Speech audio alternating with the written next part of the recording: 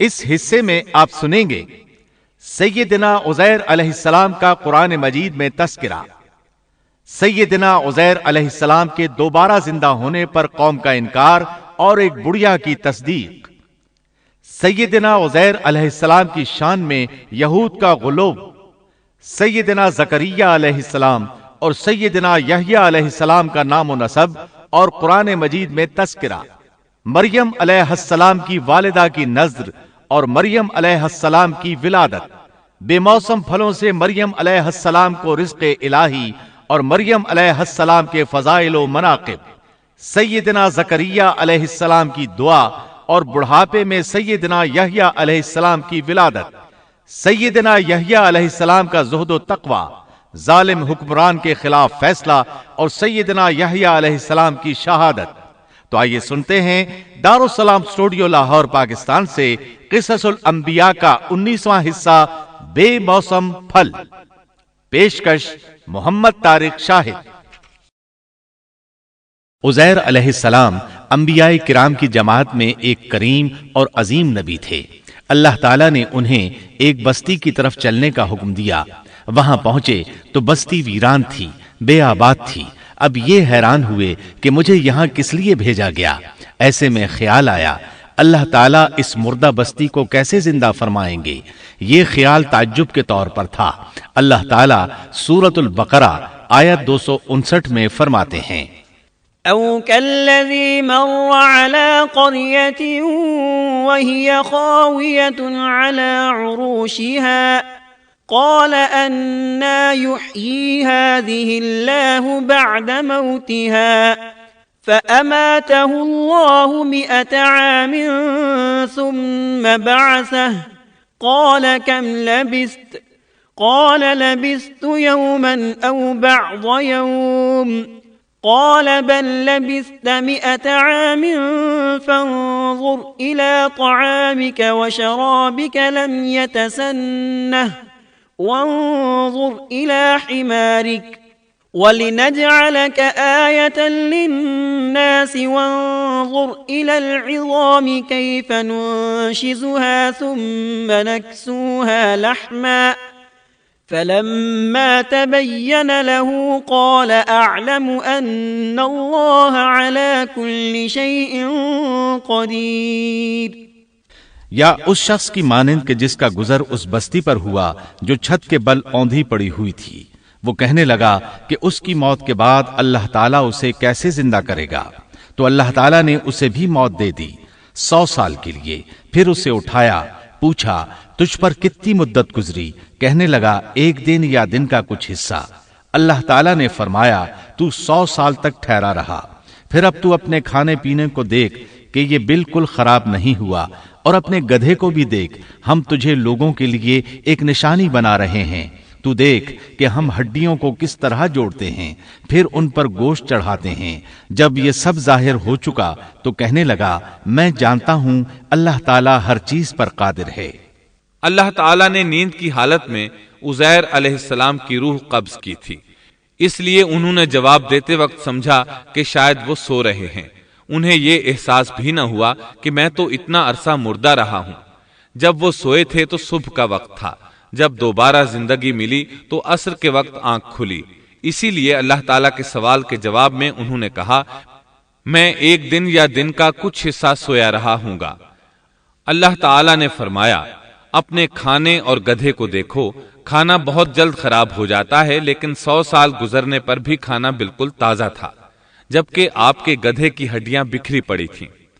اچانک ان کے سامنے دیکھتے ہی دیکھتے ہڈیاں حرکت کرنے لگیں، پھر جڑنے لگیں۔ گدھے کا ڈھانچہ تیار ہو گیا تو اس پر گوشت چڑھنے لگا۔ اس طرح گدھا زندہ ہو گیا اور آواز دینے لگا۔ یہ دیکھ کر عزیر علیہ السلام پکار اٹھے، واقعی میرا پروردگار ہر چیز پر قادر ہے۔ ان کی اس عارضی موت کے دوران وہ بستی آباد ہو چکی تھی۔ عزیر علیہ السلام نے ان سے پوچھا کیا تم لوگ عزیر کو جانتے ہو؟ انہوں نے کہا جی ہاں، انہیں فوت ہوئے 100 سال سے زائد عرصہ بیت چکا ہے۔ تب عزیر علیہ السلام نے انہیں بتایا میں ہی عزیر ہوں۔ انہیں یقین نہ آیا۔ وہ ایک بڑھیا کو لے آئے، اس کی عمر 120 سال تھی۔ انہوں نے اس سے عزیر علیہ السلام کے بارے میں پوچھا۔ اس نے عزیر علیہ السلام کی 10 نشانیاں بیان کی۔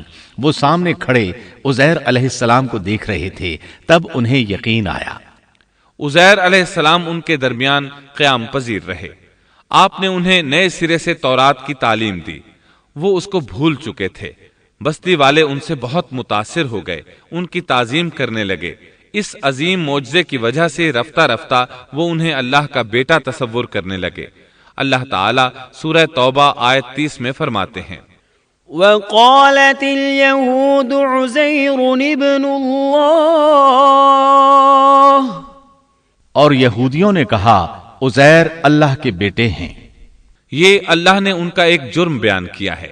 یہ جرم ان میں نسل در نسل چلتا رہا، یہاں تک کہ اس دور میں بھی یہودی عزیر علیہ السلام کو اللہ کا بیٹا مانتے ہیں۔ آپ کا نام دیوان مقدس بھی رکھتے ہیں اور کہتے ہیں یہ مقدس ذات کی نسل سے ہے اور معبود ہے۔ یہی ان کا شرک ہے۔ اللہ ان پر لعنت کرے۔ اللہ انہیں اس جرم کی سزا ضرور دے گا۔ انسان کتنے ہی بلند و بالا مقام پر پہنچ جائے اور اللہ تعالیٰ کے ساتھ اسے زیادہ سے زیادہ قرب حاصل ہو جائے، تب بھی وہ اللہ کا بندہ ہی رہتا ہے، اور کسی بھی بلندی پر پہنچ کر وہ اللہ یا اللہ کا بیٹا نہیں ہو سکتا، اللہ کا شریک نہیں ہو سکتا۔ اللہ جل شانہ کی ذات پاک وحدہ لا شریک ہے اور باپ بیٹے کی نسبتوں سے پاک ہے۔ لہذا انسان کی سب سے بڑی گمراہی یہ ہے کہ وہ جب کسی برگزیدہ انسان سے ایسے امور صادر ہوتے دیکھتا ہے جو عقل میں نہیں آتے، تو روب یا عقیدت کی بنا پر پکار اٹھتا ہے کہ یہ ہستی تو خود اللہ ہے جو انسانی شکل میں آئی ہے، یا اس کا بیٹا ہے، یا اللہ تعالی کی شریک ہے۔ وہ یہ نہیں سوچتا کہ بلا شبہ ان واقعات کا جاری ہونا اللہ کی طاقت کے ذریعے ہے، جو بطور نشان اس برگزیدہ انسان کے ہاتھوں جاری ہوئے۔ اس کے باوجود یہ نہ اللہ ہے نہ اللہ کا بیٹا، بلکہ اس کا ایک پسندیدہ بندہ ہے، اور یہ امور اللہ تعالیٰ کے خاص قوانین کے تحت صرف اس کی تائید اور اس کی صداقت کے لیے ظاہر ہوتے ہیں، ورنہ وہ بھی اللہ تعالیٰ کے آگے اسی طرح مجبور ہے جس طرح دوسری مخلوق۔ قرآن کریم نے سیدنا عیسیٰ علیہ السلام کی حقیقت سورہ آل عمران کی آیت 59 میں اس طرح بیان کی ہے، اللہ کے نزدیک عیسیٰ علیہ السلام کی مثال آدم علیہ السلام کی سی ہے کہ اللہ نے انہیں مٹی سے پیدا کیا اور حکم دیا کہ ہو جا، اور وہ ہو گئے۔ مطلب یہ کہ اللہ کا بیٹا اگر کسی کو کہا جا سکتا تو آدم علیہ السلام کو کہا جانا چاہیے تھا۔ لہذا کسی نبی کے بارے میں یہ عقیدہ رکھنا کہ وہ اللہ کا بیٹا ہے بالکل فضول اور باطل ہے۔ اب سنیے زکریا اور یحییٰ علیہم السلام کے واقعات۔ دن گزرتے گئے، ابراہیم اور یعقوب علیہم السلام کی نسل سے کچھ نیک لوگ پیدا ہوئے۔ ان کو آل عمران کے نام سے یاد کیا جاتا ہے۔ اللہ تعالیٰ سورہ آل عمران آیت 33 اور 34 میں فرماتے ہیں، ان اللہ اصطفى آدم ونوحا وآل ابراہیم وآل عمران على العالمین ذریة بعضها من بعض واللہ سمیع علیم۔ بے شک اللہ تعالیٰ نے تمام جہان کے لوگوں میں سے آدم کو اور نوح کو اور ابراہیم کے خاندان اور عمران کے خاندان کو چن لیا کہ یہ سب آپس میں ایک دوسرے کی نسل سے ہیں، اور اللہ تعالیٰ سنتا جانتا ہے۔ جس عمران کا ذکر قرآن مجید نے کیا ہے یہ داؤد علیہ السلام کی اولاد سے ہیں۔ زکریا علیہ السلام کی بیوی، یحییٰ علیہ السلام کی والدہ عیشا اور مریم علیہ السلام کی والدہ حنا دونوں حقیقی بہنیں تھیں، اور زکریا علیہ السلام رشتے میں مریم علیہ السلام کے خالو تھے۔ اس طرح یحییٰ علیہ السلام اور مریم علیہ السلام آپس میں خالہ زاد ہیں۔ اللہ تعالیٰ نے اس دور کے کئی واقعات کی طرف اشارہ کیا ہے۔ سب سے پہلا تذکرہ مریم علیہ السلام کی پیدائش کا ہوا ہے۔ یہ واقعہ دمشق میں ہوا۔ زکریا بن دان سلیمان علیہ السلام کی اولاد میں سے تھے، دمشق میں زندگی گزار رہے تھے۔ عمر 100 سال سے زیادہ ہو چکی تھی۔ اس قصے کی ابتدا قرآن مجید نے عمران کی بیوی سے کی ہے۔ وہ مریم علیہ السلام کی ماں اور عیسیٰ ابن مریم کی نانی ہیں۔ عمران کی بیوی کے ہاں عرصہ دراز سے کوئی اولاد پیدا نہ ہوئی تھی۔ ایک دن انہوں نے ایک چڑیا کو دیکھا، وہ اپنے بچوں کو خوراک کھلا رہی تھی۔ یہ دیکھ کر انہیں شدت سے اولاد کی خواہش محسوس ہوئی۔ انہوں نے اللہ سے دعا کی، اللہ نے ان کی دعا کو قبول فرمایا۔ چنانچہ جب بچے کی ولادت کا وقت قریب آیا تو انہوں نے ایک نذر مانی۔ سورہ آل عمران آیت 35 میں اللہ تعالیٰ فرماتے ہیں، اذ قالت امرأة عمران رب انی نذرت لك ما في بطنی محررا فتقبل منی انك انت السمیع العلیم۔ جب عمران کی بیوی نے کہا، اے میرے رب، میرے پیٹ میں جو کچھ ہے اسے میں نے تیرے نام آزاد کرنے کی نذر مانی ہے، تو میری طرف سے قبول فرما، یقیناً تو خوب سننے والا اور پوری طرح جاننے والا ہے۔ انہوں نے اللہ تعالیٰ سے اولاد کی دعا کی۔ اللہ تعالیٰ کے حکم سے جب انہیں بچہ پیدا ہونے کی امید ہوئی تو انہوں نے نذر مان لی کہ جس بچے کو جنم دوں گی اسے اللہ کے لیے آزاد چھوڑ دوں گی تاکہ وہ بیت المقدس کی خدمت کرے۔ زکریا علیہ السلام اور آل عمران بیت المقدس کی طرف نقل مکانی کر چکے تھے۔ بیت المقدس یہودیوں کی عبادت گاہ تھی۔ یہ ان کا طریقہ تھا کہ اپنی اولاد کے بارے میں بیت المقدس کا خادم بنانے کی نذر مانا کرتے تھے۔ بچہ پیدا ہوتا تو علماء کے سپرد کر دیتے، وہ اسے تورات پڑھاتے تاکہ وہ عبادت کرنے والا بن جائے، بیت المقدس کی خدمت کرے۔ لیکن ان کے ہاں بچی پیدا ہوئی۔ بچیوں کو تو خدمت کے لیے وقف نہیں کیا جاتا تھا۔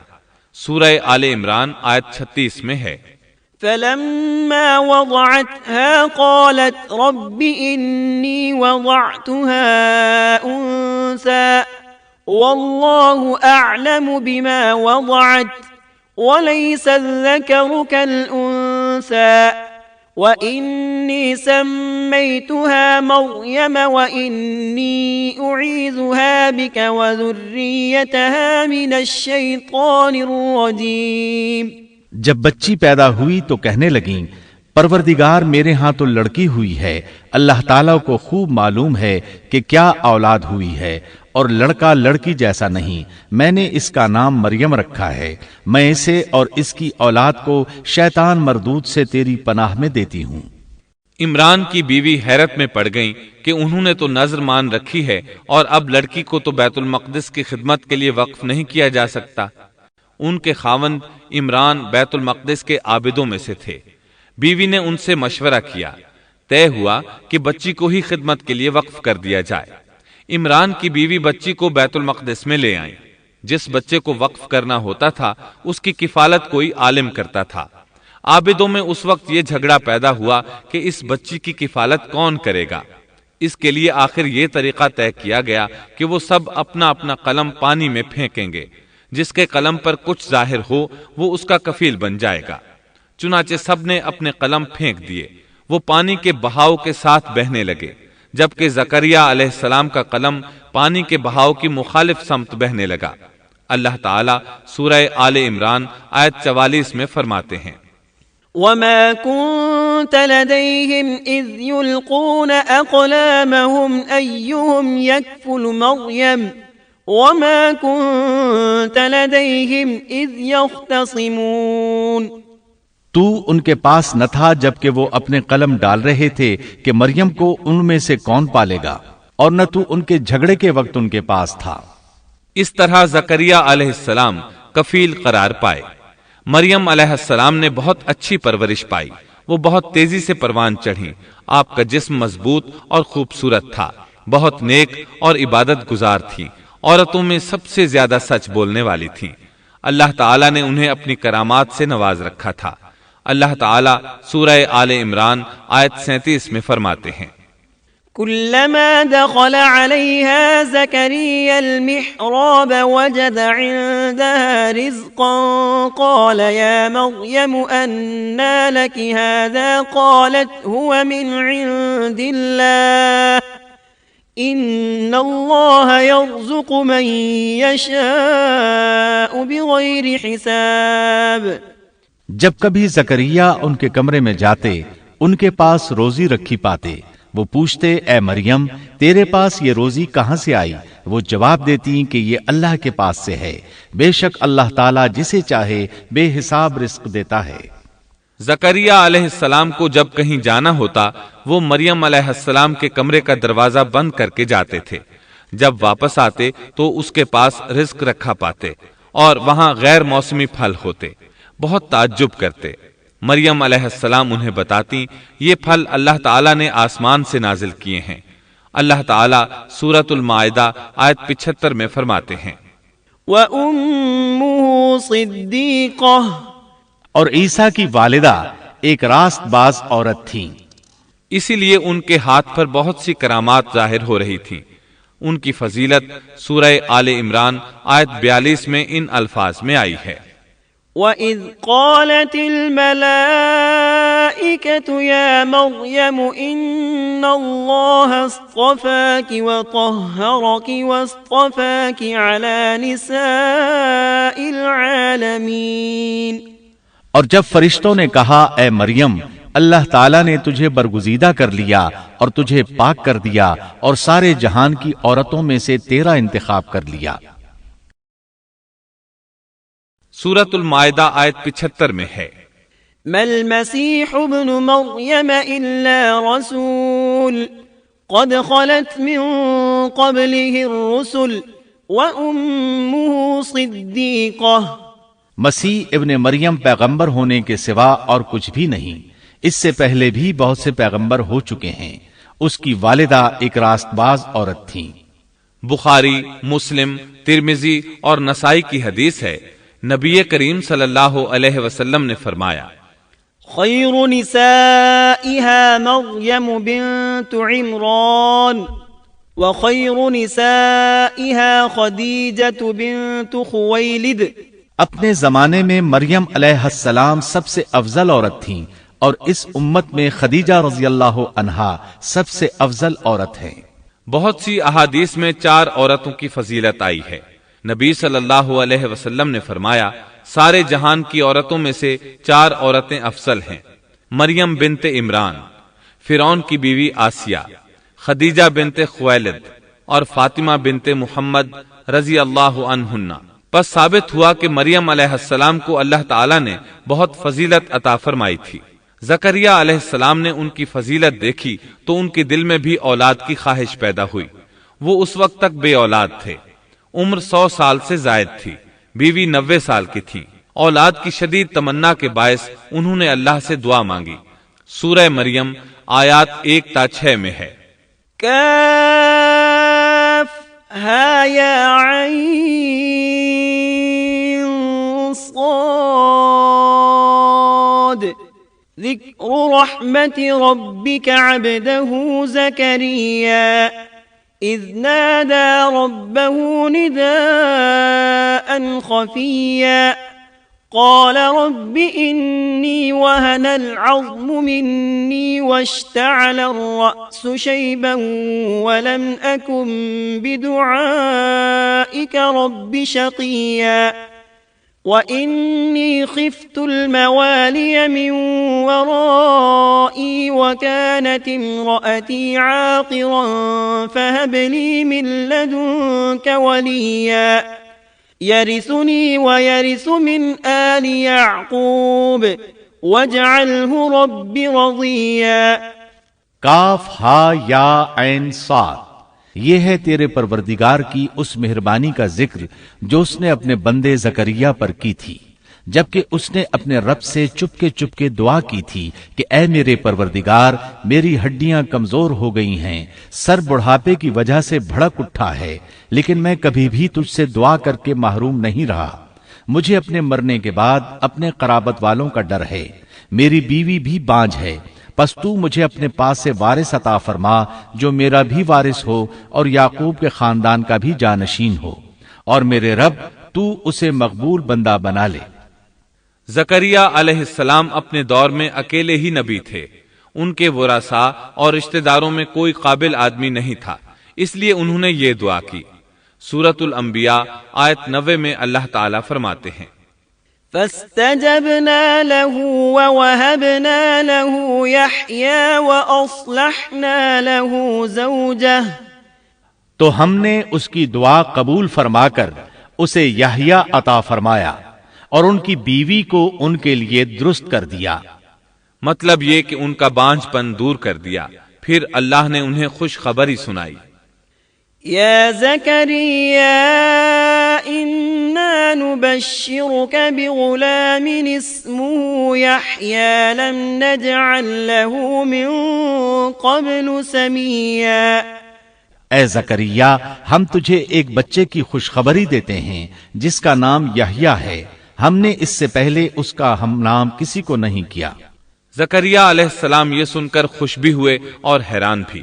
کہنے لگے قال رب أنا يكون لي غلام وكانت امرأتي عاقرا وقد بلغت من الكبر عتيا. اے میرے پروردگار میرے ہاں لڑکا کیسے ہوگا؟ میری بیوی بانجھ اور میں خود بڑھاپے کی انتہا کو پہنچ چکا ہوں. اللہ نے جواب میں فرمایا قال كذلك قال ربك هو علي هين وقد خلقتك من قبل ولم تك شيئا. ارشاد ہوا کہ وعدہ اسی طرح ہو چکا. تیرے رب نے فرما دیا ہے کہ مجھ پر یہ بالکل آسان ہے اور میں اس سے پہلے تجھے بھی پیدا کر چکا ہوں حالانکہ تو کچھ بھی نہ تھا. اس پر زکریا علیہ السلام نے عرض کی قال رب اجعل لي آیہ. کہنے لگے میرے پروردگار میرے لیے کوئی علامت مقرر فرما دے. یعنی زکریا علیہ السلام نے عرض کی میرے رب کوئی نشانی مقرر فرما دیجئے کہ میرے ہاں بچہ پیدا ہونے والا ہے جس سے میں سمجھ جاؤں کہ یہ بچہ بنی اسرائیل پر ظاہر ہوگا تاکہ بنی اسرائیل کو بھی اس کی فضیلت اور اہمیت کا علم ہو جائے. تب اللہ تعالی نے فرمایا قال آیتک الا تکلم الناس 3 لیال سویا. ارشاد ہوا کہ تیرے لیے علامت یہ ہے کہ تو بھلا چنگا ہونے کے باوجود 3 راتوں تک کسی شخص سے بول نہیں سکے گا. چنانچہ جب وہ وقت آیا اور وہ کسی سے بات کرنا چاہتے تو کر نہیں سکتے تھے، البتہ اپنے ذکر میں صبح شام مصروف رہتے، اور یہ نشانی تھی اس بات کی کہ ان کے ہاں بچہ پیدا ہونے والا ہے. اللہ تعالیٰ سورہ مریم آیت 11 میں فرماتے ہیں فخرج على قومه من المحراب فأوحى إليهم أن سبحوا بكرة وعشيا. اب زکریا اپنے حجرے سے نکل کر اپنی قوم کے پاس آ کر انہیں اشارہ کرتے ہیں کہ تم صبح و شام اللہ کی تسبیح بیان کرو. اللہ تعالیٰ سورہ آل عمران آیت 39 میں فرماتے ہیں فنادته الملائكة وهو قائم يصلي في المحراب أن الله يبشرك بيحيى مصدقا بكلمة من الله وسيدا وحصورا ونبيا من الصالحين. بس فرشتوں نے اسے آواز دی جبکہ وہ حجرے میں کھڑے نماز پڑھ رہے تھے کہ اللہ تعالیٰ تجھے یحییٰ کی یقینی خوشخبری دیتا ہے جو اللہ تعالیٰ کے کلمے کی تصدیق کرنے والا سردار، ضابط نفس اور نبی ہے نیک لوگوں میں سے. انسان کتنے ہی بلند و بالا مقام پر پہنچ جائے اور اللہ تعالیٰ کے ساتھ اسے زیادہ سے زیادہ قرب حاصل ہو جائے تب بھی وہ اللہ کا بندہ ہی رہتا ہے، اور کسی بھی بلندی پر پہنچ کر وہ اللہ یا اللہ کا بیٹا نہیں ہو سکتا، اللہ کا شریک نہیں ہو سکتا. اللہ جل شانہ کی ذات پاک وحدہ لا شریک ہے اور باپ بیٹے کی نسبتوں سے پاک ہے. لہذا انسان کی سب سے بڑی گمراہی یہ ہے کہ وہ جب کسی برگزیدہ انسان سے ایسے امور صادر ہوتے دیکھتا ہے جو عقل میں نہیں آتے تو روب یا عقیدت کی بنا پر پکار اٹھتا ہے کہ یہ ہستی تو خود اللہ ہے جو انسانی شکل میں آئی ہے، یا اس کا بیٹا ہے، یا اللہ تعالی کی شریک ہے. وہ یہ نہیں سوچتا کہ بلا شبہ ان واقعات کا جاری ہونا اللہ کی طاقت کے ذریعے ہے، جو بطور نشان اس برگزیدہ انسان کے ہاتھوں جاری ہوئے۔ اس کے باوجود یہ نہ اللہ ہے نہ اللہ کا بیٹا، بلکہ اس کا ایک پسندیدہ بندہ ہے، اور یہ امور اللہ تعالیٰ کے خاص قوانین کے تحت صرف اس کی تائید اور اس کی صداقت کے لیے ظاہر ہوتے ہیں، ورنہ وہ بھی اللہ تعالیٰ کے آگے اسی طرح مجبور ہے جس طرح دوسری مخلوق۔ انہیں خوشخبری سنائی گئی کہ بہت جلد یحییٰ نامی لڑکا پیدا ہوگا، وہ عیسیٰ علیہ السلام کی تصدیق کرے گا۔ یہاں کلمت اللہ سے مراد عیسیٰ علیہ السلام ہیں۔ اس طرح زکریا علیہ السلام کے ہاں چاند جیسا بیٹا پیدا ہو گیا۔ یہ جو ہی بڑے ہوئے، ان کے پاس اللہ تعالیٰ کا پہلا حکم پہنچا، یا یحییٰ خذ الکتاب بقوة وآتیناہ الحکم صبیا۔ اے یحییٰ، میری کتاب کو مضبوطی سے تھام لے، اور ہم نے اسے لڑکپن ہی میں دانائی عطا فرما دی۔ اللہ تعالیٰ نے آپ کو نو عمری ہی میں حکمت اور دانائی عطا فرما دی۔ تفاسیر میں ہے کہ بچوں نے یحییٰ علیہ السلام سے کہا آؤ کھیلیں۔ انہوں نے کہا ہم کھیل کود کے لیے پیدا نہیں کیے گئے، اور اس وقت ان کی عمر صرف 5 سال تھی۔ اللہ تعالیٰ سورہ مریم آیت 13 تا 15 میں ان کے اوصاف بیان فرماتے ہیں، وحنانا من لدنا وزكاة وكان تقيا وبرا بوالديه ولم يكن جبارا عصيا وسلام عليه يوم ولد ويوم يموت ويوم يبعث حيا۔ اور ہم نے انہیں اپنے پاس سے شفقت اور پاکیزگی بھی عطا فرمائی، اور وہ پرہیزگار شخص تھا اور اپنے ماں باپ سے نیک سلوک کرنے والا تھا، وہ سرکش اور گناہگار نہ تھا۔ اس پر سلام ہے جس دن وہ پیدا ہوا اور جس دن وہ فوت ہوا اور جس دن وہ زندہ کر کے اٹھایا جائے گا۔ مورخین لکھتے ہیں کہ یحییٰ علیہ السلام کی پیدائش کے صرف 6 ماہ بعد عیسیٰ ابن مریم علیہ السلام پیدا ہوئے، یعنی زکریا علیہ السلام کی دعا کے 6 ماہ بعد مریم علیہ السلام کی طرف بھی اللہ تعالیٰ نے وحی بھیجی، تاکہ اللہ تعالیٰ انہیں عیسیٰ علیہ السلام جیسا لخت جگر عطا کریں۔ گویا یحییٰ علیہ السلام عیسیٰ علیہ السلام سے 6 ماہ بڑے تھے۔ یحییٰ علیہ السلام بڑے ہوئے تو اپنے والد زکریا علیہ السلام کے ساتھ بنی اسرائیل کو اللہ کی طرف دعوت دینے لگے۔ اس وقت ایک ظالم شخص ان پر حکمران تھا۔ اس نے اپنے بھائی کی بیٹی سے شادی کرنے کا ارادہ کیا، اگرچہ ان کے دین میں یہ حرام تھا۔ اس نے یحییٰ علیہ السلام سے اس شادی کی اجازت طلب کی، اس لیے کہ ان کی نبوت کا اس وقت تک چرچا ہو چکا تھا اور وہ ان کے درمیان شریعت کے مطابق فیصلے کیا کرتے تھے۔ فتویٰ لینے کے لیے وہ تحفے تحائف کے ساتھ آپ کی خدمت میں آیا۔ یحییٰ علیہ السلام نے لوگوں کو جمع کیا اور خطبہ دیا کہ لڑکی کی اپنے چچا سے شادی حرام ہے۔ بادشاہ اور وہ لڑکی یہ فیصلہ سن کر غضبناک ہو گئے۔ لڑکی نے بادشاہ سے کہا تم یحییٰ کو قتل کرا دو، تب ہماری شادی ممکن ہے۔ بادشاہ نے ان کی طرف اپنے سپاہی روانہ کر دیے۔ اس وقت یحییٰ علیہ السلام محراب میں نماز ادا کر رہے تھے۔ سپاہیوں نے انہیں قتل کر دیا۔ اس طرح بادشاہ نے اپنی بھتیجی سے شادی کر لی۔ اس کے بعد انہوں نے آپ کے والد زکریا علیہ السلام کو بھی قتل کر دیا۔ اس طرح اس دور کے 2 نبی قتل کر دیے گئے۔ عیسیٰ علیہ السلام باقی رہ گئے۔ آپ یحییٰ علیہ السلام کی زندگی ہی میں نبی قرار پا چکے تھے۔ اس وقت آپ کی عمر 30 سال سے کچھ اوپر تھی۔ امام بخاری رحمت اللہ علیہ نے صحیح بخاری میں حدیث اسراء کے تحت سیدنا یحییٰ علیہ السلام کے ذکر میں یہ روایت لکھی ہے کہ نبی کریم صلی اللہ علیہ وسلم نے فرمایا، جب میں دوسرے آسمان پر پہنچا تو دیکھا کہ یحییٰ اور عیسیٰ علیہم السلام موجود ہیں، اور یہ دونوں خالازاد بھائی ہیں۔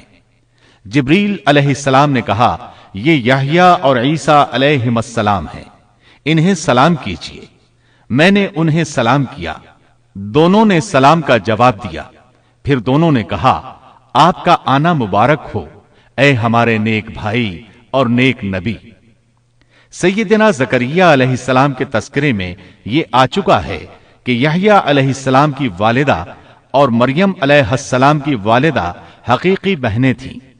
اس لیے حدیث معراج میں نبی کریم صلی اللہ علیہ وسلم کا یہ فرمانا کہ سیدنا یحییٰ اور سیدنا عیسیٰ علیہ السلام خالازاد بھائی ہیں، اسی رشتے کی طرف اشارہ ہے۔ دنیا میں اس سے زیادہ شقی اور بدبخت کوئی اور نہیں ہو سکتا جو ایسی مقدس ہستی کو قتل کر دے جو نہ کسی کو ستاتی ہو اور نہ کسی کے مال و دولت پر نظر رکھتی ہو، بلکہ اس کے برعکس بغیر کسی طمع اور اجرت کے اس کی زندگی قوم کی اصلاح اور خیرخواہی کے لیے وقف ہو چکی ہو۔ چنانچہ نبی کریم صلی اللہ علیہ وسلم نے اسی بنا پر سیدنا ابو عبیدہ رضی اللہ عنہ کے اس سوال پر کہ قیامت میں سب سے زیادہ عذاب کا مستحق کون ہوگا یہ فرمایا تھا، وہ شخص جو کسی نبی کو یا ایسے شخص کو قتل کرے جو بھلائی کا حکم کرتا ہو اور برائی سے باز رکھتا ہو۔ اقوام عالم میں صرف یہودی ہی ایک ایسی قوم ہے جس نے ایسے پاکیزہ نفوس کو بے تحاشا قتل کیا۔ اللہ رب العزت سورہ بقرہ آیت 61 میں فرماتا ہے، اور وہ نبیوں کو ناحق قتل کرتے تھے۔ انسان کو اللہ کے فضل و کرم سے کسی بھی وقت اور کسی بھی حالت میں نا امید نہیں ہونا چاہیے، مایوسی کو پاس نہیں آنے دینا چاہیے۔ کبھی ایسا بھی ہوتا ہے کہ انسان پورے خلوص اور پوری دل جمعی کے ساتھ دعائیں کرتا ہے اور مسلسل کرتا رہتا ہے، لیکن اس کے باوجود بھی مقصد حاصل نہیں ہوتا۔ لیکن اس کا یہ مطلب ہرگز نہیں کہ اللہ دعائیں سن نہیں رہا یا قبول نہیں کر رہا۔ اس قسم کی مایوسی اور خیالات کو کفر قرار دیا گیا ہے۔ اللہ تعالیٰ نے گزشتہ قوموں کے سنگین حالات بیان کیے ہیں۔ ان قوموں کی جان و مال میں ایسے حادثات اور پے در پے ایسی مصیبتیں پیش آئیں کہ اہل ایمان اور ان کے نبی پکار اٹھے، اللہ کی مدد کب آئے گی؟ ایسی سخت گھڑیاں خوشیوں کا پیش خیمہ ہوا کرتی ہیں اور مصیبتوں کا دور ختم ہو جاتا ہے۔ جو لوگ اللہ کی قضاء و قدر پر بھروسہ رکھتے ہیں وہ ایسے لمحات میں مصیبتوں کی دلدل سے نکل جاتے ہیں اور انہیں اللہ تعالی کی طرف سے ایک نئی زندگی عطا کی جاتی ہے۔ سیدنا زکریا علیہ السلام زندگی بھر نبوت کے وارث کے لیے بے چین رہے، لیکن اللہ تعالیٰ سے یہی حسن ظن رکھا کہ اے پروردگار، میں آپ سے مانگ کر کبھی بے مراد نہیں رہا۔ سیدنا زکریا علیہ السلام کی عمر کی آخری منزل آ چکی تھی اور آپ کی بیوی صاحبہ بانجھ تھی، ساری زندگی گود اولاد سے خالی رہی تھی۔ لیکن مریم علیہ السلام کے حجرے میں کرامت کا ظہور دیکھ کر آپ کا ذہن اچانک اس طرف منتقل ہوا کہ جو اللہ تعالیٰ اس بات پر قادر ہے کہ ظاہری اسباب کے بغیر ہر روز تر و تازہ پھل حجرے میں پہنچا سکتا ہے، وہ یقیناً اس پر بھی قادر ہے کہ میری اس آخری عمر میں مجھے اولاد کی نعمت عطا کر دے۔ حقیقت یہ ہے کہ دعا کرنے والے کی نظر اس عالم اسباب میں بھی اسباب اور وسائل سے کہیں زیادہ مسبب الاسباب پر ہو تو وہ قبولیت کا دروازہ فوراً کھل جاتا ہے۔ سیدنا زکریا علیہ السلام کو دوسرے ہی لمحے ایک عظیم فرزند کی بشارت دے دی گئی۔ اولاد کی خواہش ایک فطری خواہش ہے اور یہ خواہش قناعت اور زہد کے خلاف بھی قطعاً نہیں۔ قرآن کریم نے انبیاء کی زبان سے اس قسم کی دعائیں اور پکار ذکر کر کے یہ حقیقت واضح کر دی کہ انبیاء اور رسل جو زہد اور قناعت کے مینار ہوتے ہیں اس دواجی زندگی سے بری نہیں ہیں۔ اسلام میں اولاد کی خواہش کو فطری خواہش قرار دیا گیا ہے، تاہم یہ نقطہ بھی ذہن میں رہنا چاہیے کہ سیدنا زکریا علیہ السلام صرف اولاد ہی نہیں چاہتے تھے، صالح اولاد چاہتے تھے تاکہ وہ ان کے بعد دعوت کا کام جاری رکھے۔ اس لیے آپ نے اپنی دعاؤں کو پاکیزہ اور نیک اولاد کے الفاظ کے ساتھ خاص کیا۔ سورہ آل عمران آیت 38 میں ہے، اسی جگہ زکریا علیہ السلام نے اپنے پروردگار سے دعا کی، کہا کہ اے میرے پروردگار، مجھے اپنے پاس سے پاکیزہ اولاد عطا فرما، بے شک تو دعا کا سننے والا ہے۔ سامعین محترم، ابھی آپ دارالسلام اسٹوڈیو لاہور پاکستان سے قصص الانبیاء کا 19واں حصہ بے موسم پھل سن رہے تھے۔ قصص الانبیاء کے 20ویں حصے قتل کی سازش میں آپ یہ سنیں گے۔ سیدنا عیسیٰ علیہ السلام کا قرآن مجید میں تذکرہ اور مسیح کا معنی و مفہوم۔ سیدنا عیسیٰ علیہ السلام کی معجزانہ ولادت اور اللہ کا بیٹا ہونے اور تثلیث کے عقیدے کی قرآنی تردید۔ سیدنا عیسیٰ علیہ السلام کس عمر میں منصب نبوت سے سرفراز ہوئے؟ سیدنا عیسیٰ علیہ السلام کو کون کون سے معجزات عطا ہوئے؟ معجزات دیکھنے کے باوجود نصارہ کی ہٹ دھرمی اور نزول مائدہ۔ سیدنا عیسیٰ علیہ السلام کے قتل کی سازش اور رفع آسمانی۔ سولی پر لٹکنے والا کون تھا؟ سیدنا عیسیٰ علیہ السلام کا قیامت کے قریب نزول۔ عیسائیوں کے فرقے اور اناجیل کی حالت زار۔